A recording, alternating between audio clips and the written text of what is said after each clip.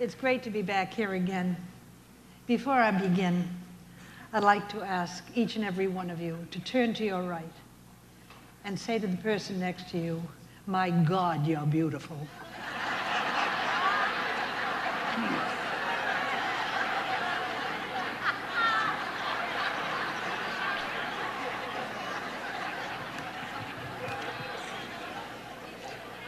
And then I want that person to say to you, "You're either drunk, blind, or crazy." That was for you, Mimi. Thank you. And of course, for my buddy, the MC, who did go to school with our son, Jim, asked me to do this joke. Wasn't early, I wouldn't have to apologize for it, but the people from Senior America have heard it. I spend summers doing bus tours. Seniors are bussed in to a restaurant, and one day the owner came up to me and said, "Helen, one of the seniors had too much to drink, and he forgot to get on the bus. Would you mind dropping him down the Route 28? I said, "I'll be happy to." So we're driving along, and after about 5 minutes of driving, he turned to me and he said, "You're passionate. You're passionate." I kept right on driving. 5 more minutes, he starts in again. He says, "You're passionate. You're passionate." Well, I didn't worry. The guy was 97. I figured I was safe. You know what I mean? 5 more minutes, he starts again. He says, "You're passionate." I said, "Look, I can't stand this anymore. Would you mind telling me where you live?" He says, "That's what I've been trying to tell you for the past 10 minutes. You're passionate. You're passionate."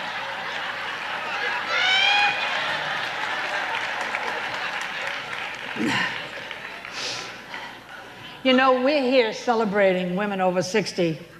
If you don't mind, I'd like to take you back a long time ago and pay tribute to a lady who was way ahead of it. She chose to empower herself. Perhaps you recall Betty Davis. "Peter, darling, this marriage is not working, and neither are you. You are a louse. You're a rat. You're a cheater. Cheater, cheater, cheater."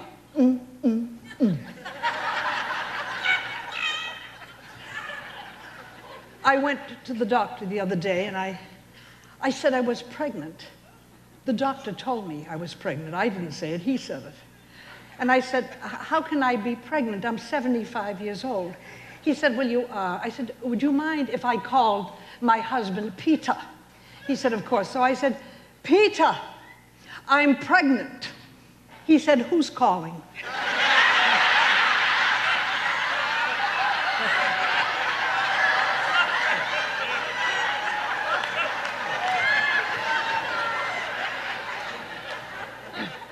I said, "Peter, we have to start practicing birth control."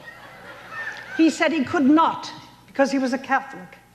I said, "We can practice rhythm." He said, "Where the hell are we going to get an orchestra at 2 o'clock in the morning?"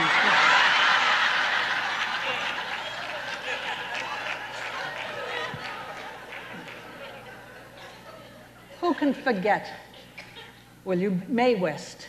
Talk about being way ahead of your time. A long time ago, she was not only reciting, but writing lines like this. Mae West, tribute. "Hello, big boy. Woo-hoo. Why don't you come up and see me sometime and see if I practice what I preach? Love thy neighborhood."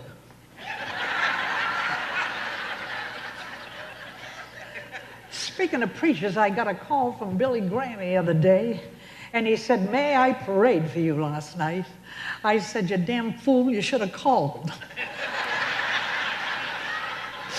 You know, I always remember when I was a little kid, and I used to read Snow White and the Seven Dwarfs, and I thought to myself, "Oh, good, one for every day of the week."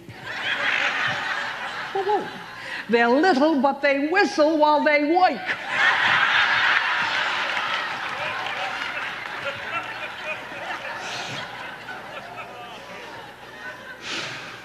I met a handsome guy the other day, and he looked at my jewelry, and he said, "Oh, goodness, I said, goodness had nothing to do with it. I said, why don't you come up and see me sometime? He said, I can't, it's Lent. I said, well, when you get it back, let me know.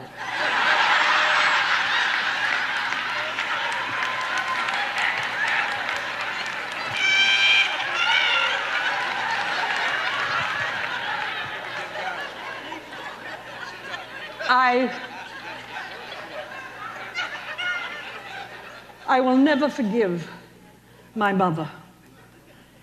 She ruined my honeymoon. She told me that the man is on top, the woman is on the bottom. We spent the first 5 years of our marriage in bunk beds.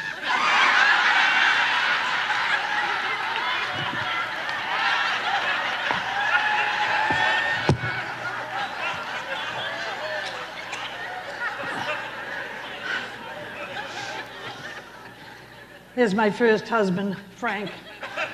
He wants to hide under the chair. I'll never forget the first time I saw Frank.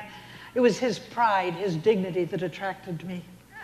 There he was, standing on a hill, the wind blowing his hair, and him too lazy to bend over and pick it up.